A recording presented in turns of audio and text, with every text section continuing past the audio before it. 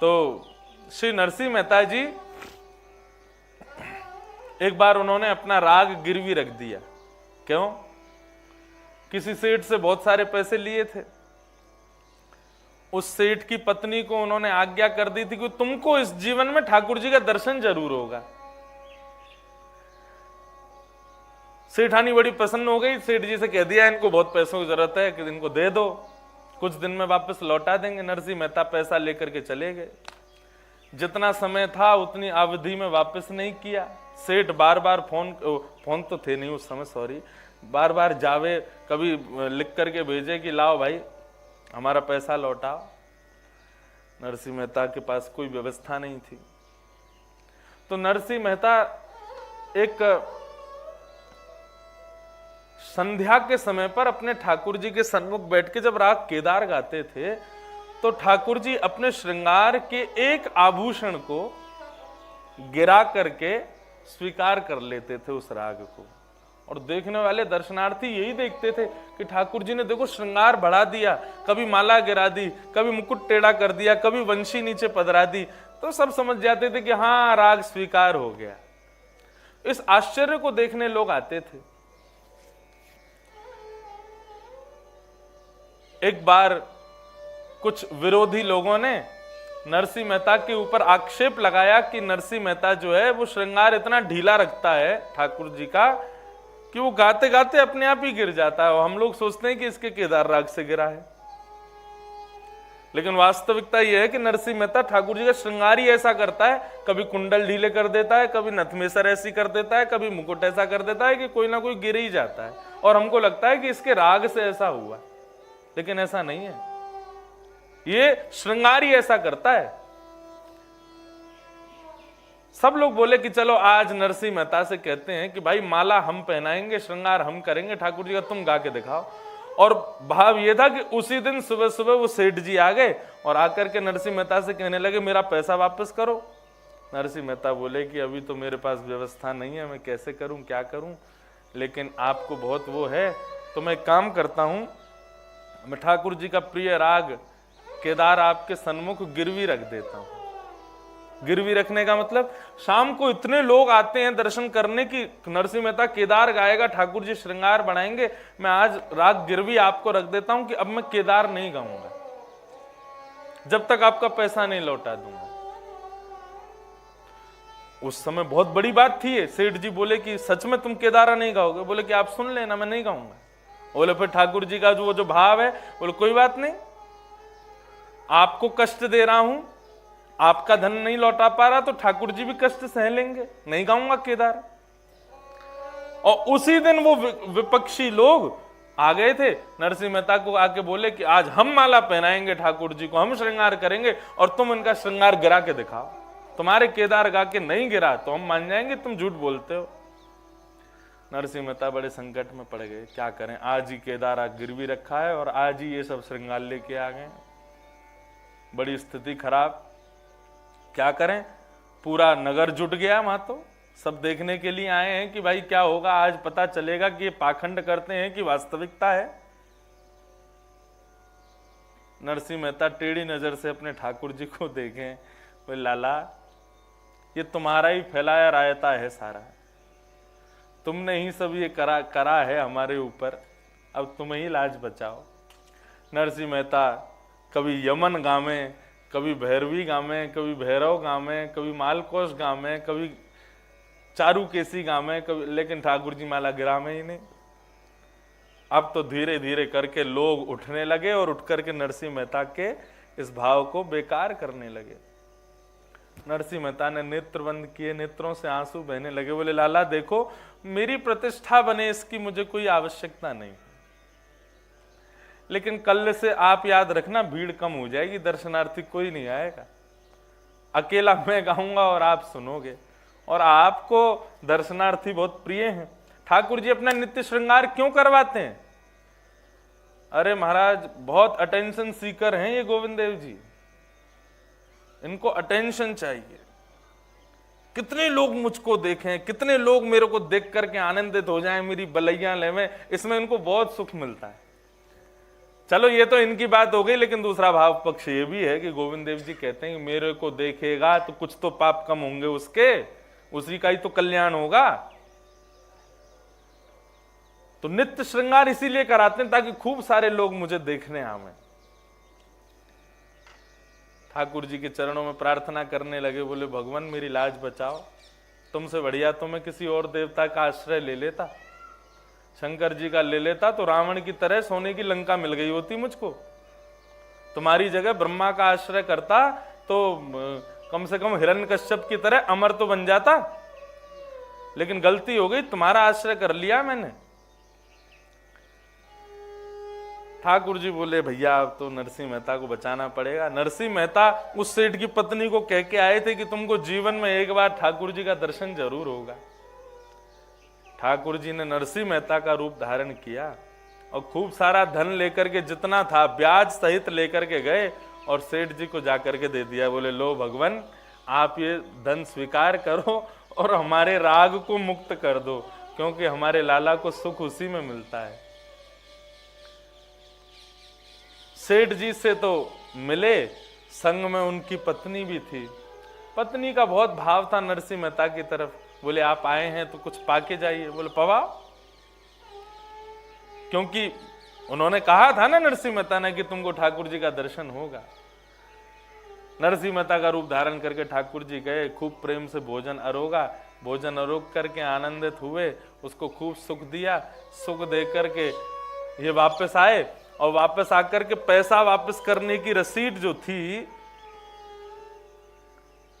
ठाकुर जी आकर के तो विराजमान हो गए। नरसिंह मेहता अलग अलग राग गा रहे थे, इतने में ही किसी व्यक्ति के द्वारा वो रसीद नरसिंह मेहता जी की गोद में आ पड़ी।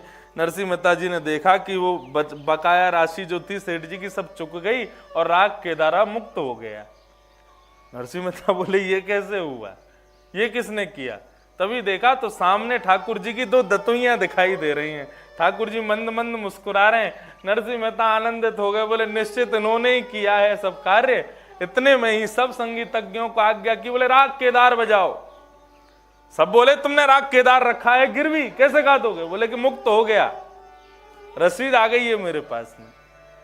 और जैसे ही राग केदारा गाना प्रारंभ किया, आप तो महाराज यहाँ से माला गिरे, यहाँ से मुकुट गिरे, यहाँ से कुंडल गिरे, एक एक करके ठाकुर जी ने सब श्रृंगार मानो बढ़ा दिए हों। और नरसिंह मेहता के उस भाव पर, ये श्रृंगार बढ़ाने का भाव क्या है? ठाकुर जी देखने में मूर्तिमंत है, लेकिन वैसे नृत्य कर रहे हैं, नृत्य करने के भाव से श्रृंगार गिर रहा है ठाकुर जी का। ऐसा स्वीकारीकरण सूरदास जी कहते हैं, हम भी केदार में ही गावे। आहा, जो सुख होत गोपाल ही गाए, जो सुख होत गोपाल ही गाए, जो सुख होत गोपाल ही गाए।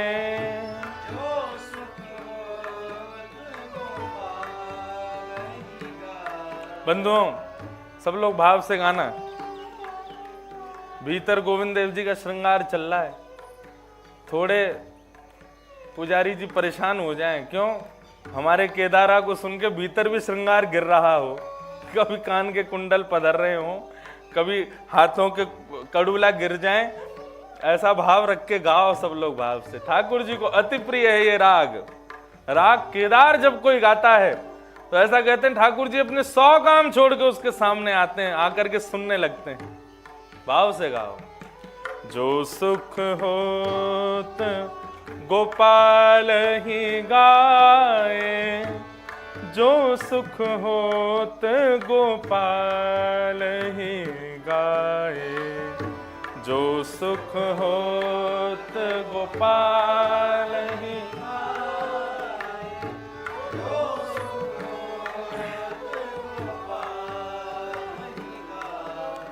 गाने में सुख होना भी चाहिए, केवल कहना नहीं है, वो सुख का दर्शन होना भी चाहिए, वो सुख की अनुभूति होनी भी चाहिए। ऐसा वातावरण, ऐसा मनोरम दृश्य, ऐसे गोविंद देव जी के शरणारविंद, ऐसी सुंदर आभा प्रभा से सूर्य चंद्र दोनों विद्यमान हैं, मंगल प्रभात हो रही है, ठाकुर जी का श्रृंगार हो रहा है। ये योग बार बार नहीं मिलते, इसलिए सुख में गाओ भी। जो सुख होत गोपाल ही गाए, जो सुख होत गोपाल ही गाए।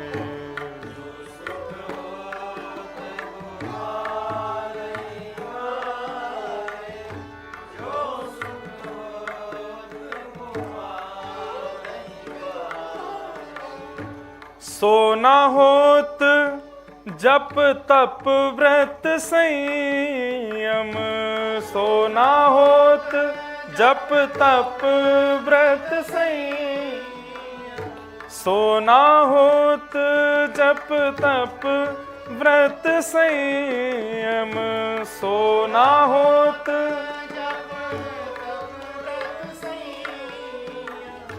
कोटिक तीर्थ नहाए,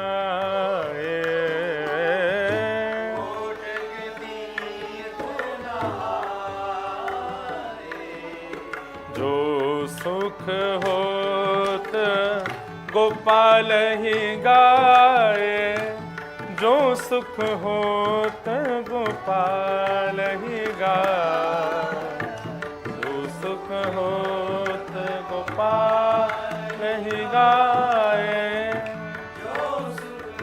करताल बजा के गाओ, श्री गोविंद देव लाल की।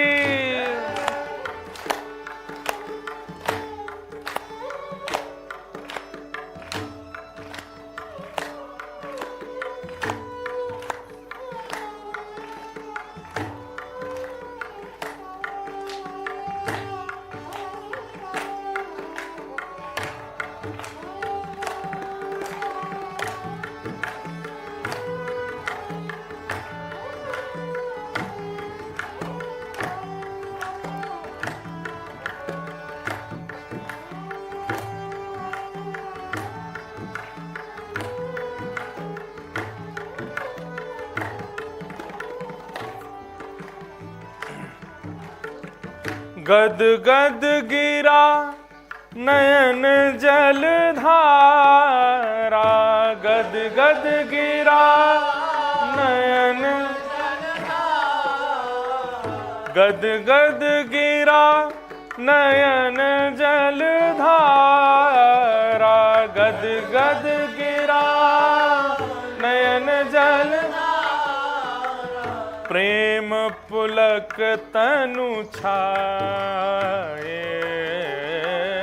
प्रेम पुलक तनु। एक बार श्री यमुना जी ने परीक्षण किया। कैसा परीक्षण? बोले जब कृष्ण विरह में गोपियां रोती हैं तो उनके आंखों से गिरने वाली अश्रुधारा जब पृथ्वी पर गिरती है तो यमुना जी उस अश्रुधारा को पृथ्वी से लेकर के जाती हैं और उसका जब परीक्षण करती हैं तो परीक्षण में क्या पाया? यमुना जी ने उस कृष्ण विरह के अश्रुधारा को यमराज जी के पास भेजा और यमराज जी से कहा, भैया, यमुना के बहन है ना यमराज, बोले भैया ये कृष्ण विरह में बहने वाले गोपियों के अश्रु बिंद हैं, जरा परीक्षण करके बताओ ना इसमें कितना कष्ट विद्यमान है। यमराज जी कहते हैं, बहन इसमें इतना कष्ट विद्यमान है कि इतना कष्ट मैं चाह करके भी महापापियों को इस नरक में नहीं दे सकता, उतना कष्ट कृष्ण विरह में रुदन करने वाली विरही गोपियों का है। मतलब समझ आ गया कि कृष्ण विरह जो है वो नरक के कष्ट भी उसके सामने फीके हैं। यमुना जी ने दूसरी बार परीक्षण किया कि जब कृष्ण मिल जाते हैं और गोपियां भावावेश में जब प्रेमाश्रु गिराती हैं, जो सूरदास जी यहां पर कह रहे हैं, क्या कह रहे हैं सूरदास? गदगद गिरा नयन जलधारा, प्रेम पुलक तनु छाए। जब गदगद होते हो तुम कृष्ण से मिलकर के और तुम्हारे नेत्रों से जो अश्रुधार बहते हैं, यमुना जी ने एक बार गोपियों की उस अश्रुधार को लिया और ले जाकर के इंद्र को दिया और कहा कि इंद्र जरा बताना कि ये कृष्ण प्रेम में, कृष्ण आनंद में बहने वाले आंसू हैं, इनमें कितना सुख विद्यमान है। तो इंद्र कहते हैं कि इतना सुख तो स्वर्ग के भोगियों को भी प्राप्त नहीं होता जितना सुख इसमें विद्यमान है। ये सुख तो ब्रह्मा के सुख से भी ऊपर है। सूरदास जी वही कह रहे हैं, कृष्ण के भाव में, कृष्ण के प्रेम में, उस कन्हैया के प्रेम पक्ष में जब दो अश्रुबिंद आंख से निकलते हैं तो उस समय जो सुख भक्त को होता है वो ब्रह्म सुख को भी फीका कर देता है। और प्रेम अश्रु जो हमारे नेत्रों से निकलते हैं वो साधारण नहीं है। कृष्ण के प्रेममयी कथा सुनते हुए, दर्शन करते हुए जब नेत्रों से अश्रुधार बहते हैं तो उस समय ये बात बिल्कुल निश्चित माननी चाहिए कि कन्हैया या तो पीछे पद्दी पे लटके भये हैं, या कहीं हाथ पकड़ रखो है, या अभी अभी छू के निकले हैं, तभी ये प्रेमाश्रु प्रकट हुआ है। गद गद गिरा नयन जल धारा, गद गद गिरा प्रेम पुलक तन छाए, प्रेम पुलक जो सुख होत गोपाल ही गाए, जो सुख होत गोपाल ही गाए, जो सुख हो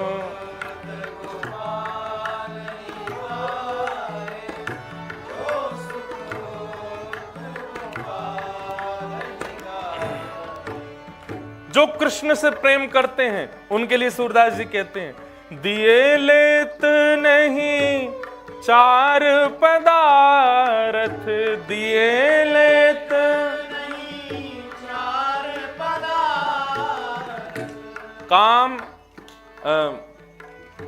चतुर्विध पुरुषार्थ, धर्म अर्थ काम और मोक्ष। कृष्ण प्रेमियों को यदि ये प्राप्त हो रहे हो तो वो उसको लेते नहीं है। बोले हमको नहीं चाहिए, हमें ना धर्म से मतलब, ना अर्थ से मतलब, ना काम, ना मोक्ष चाहिए। कहा करूं वैकुंठ ही जाए, जहां नहीं नंद जहां नहीं यशोदा, ऐसे वैकुंठ को कौन जाए, ब्रज तज मोरी जाए बलाएं। यदि ब्रज छोड़ करके जाने की बात करो, वैकुंठ भी यदि सामने हो, वहां पे भी मेरी अलाएं बलाएं चली जाए, मुझे नहीं जाना है, मैं तो यहीं ब्रज में ही रहूंगा, मुझे ब्रज छोड़ के नहीं जाना। ये ब्रज भक्त का भाव है। दिए लेत नहीं चार पदार्थ, दिए लेत नहीं चार पदार्थ, हरि चरणन अरुझाए, हरि चरणन सूरदास गोविंद भजन बिन, सूरदास गोविंद भजन, सूरदास गोविंद भजन बिन,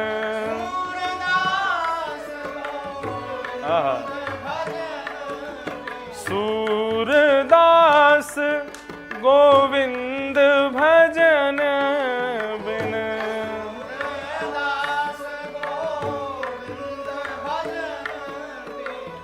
चित नहीं चलत चलाए, चित नहीं चलत चलाए। जय हो।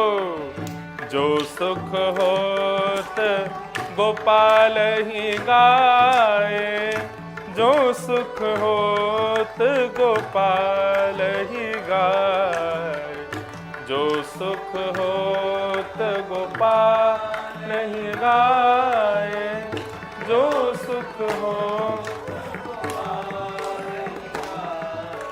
सो सुख नाही किए जप तप के,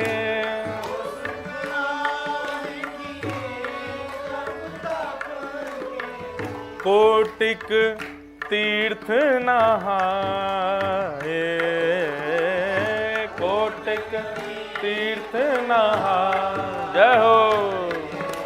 जो होत गोपाल ही गाए, जो सुख होत गोपाल ही गाए, जो सुख होत गोपाल ही गाए, जो सुख होत, जो सुख होत गोपाल ही गाए, जो सुख होत गोपाल ही गाए, जो सुख होत गोपाल, जो सुख होत, जो सुख होत, जो सुख होत गोपाल ही गाए। श्री राधा रमण लाल की। मिलता है ना सुख ठाकुर जी का गुणगान करने में। कोई मुझसे कहते हैं आप थक नहीं रहे, परसों कथा करके आए, कल से फिर यहाँ सुबह कथा और फिर आगे कथा, इतना मैंने कि भाई ठाकुर जी का गुणगान गाने में भी यदि थकान होने लग जाए तो फिर इससे बड़ा जीवन का व्यर्थ और कुछ नहीं होगा। थकना तो उनको चाहिए जो संसारी कार्यों में लगे हैं। लोग कहते हैं कि कथाकारों का तो व्यापार हो गया कथा कहना। मैं तो स्वीकार करता हूं, हाँ हमारा व्यापार है, चलो मान लो हमारा व्यापार है, हम कथा से व्यापार कर रहे हैं, लेकिन ऐसा व्यापार हर कोई करे जिसमें खुद भी गुणगान ठाकुर जी का करे, सबको भी गवावे, ऐसा व्यापार हमको स्वीकार है। ठाकुर जी के भक्तों में सखा का दूसरा लक्षण होना चाहिए प्रशांत। ये मैंने कहां से निकाले? कृष्ण स्यासीत सखा कश्चित ब्राह्मणो ब्रह्मवित्तमः विरक्त इंद्रियार्थेषु प्रशांतात्मा जितेंद्रिय। सुदामा चरित्र, वहां पर पहला बताया विरक्त, दूसरा बताया प्रशांत।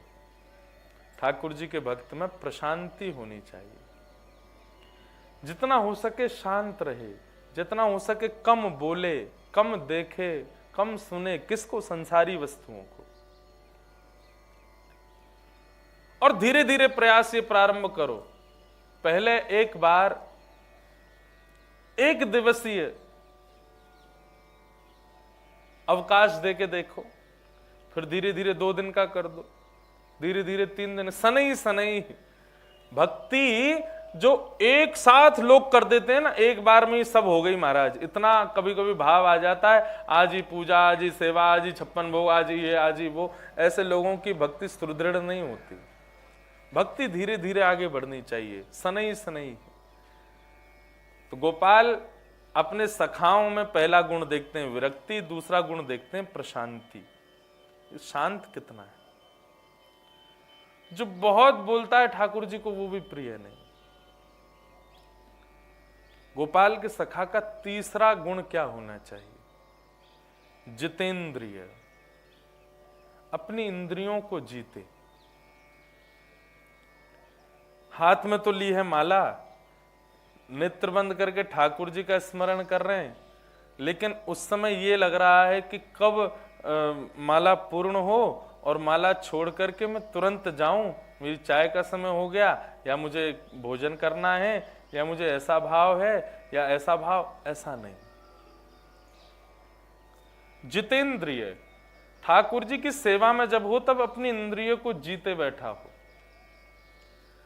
ठाकुर जी की सेवा के मध्य में किसी भी प्रकार का विक्षेप इंद्रियों की इच्छाओं से ना हो, ऐसा सखा ठाकुर जी को प्रिय है।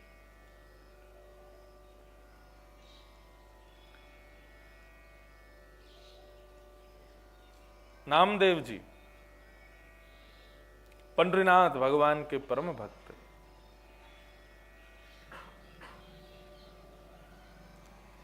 किसी भी प्रकार से किसी भी वस्तु के प्रलोभन में उनकी इंद्रियां आसक्त नहीं थी, इसलिए पंडरीनाथ को वो परम प्रिय थे। परम सुख मिलता था श्री विट्ठल भगवान को उनके दर्शन में।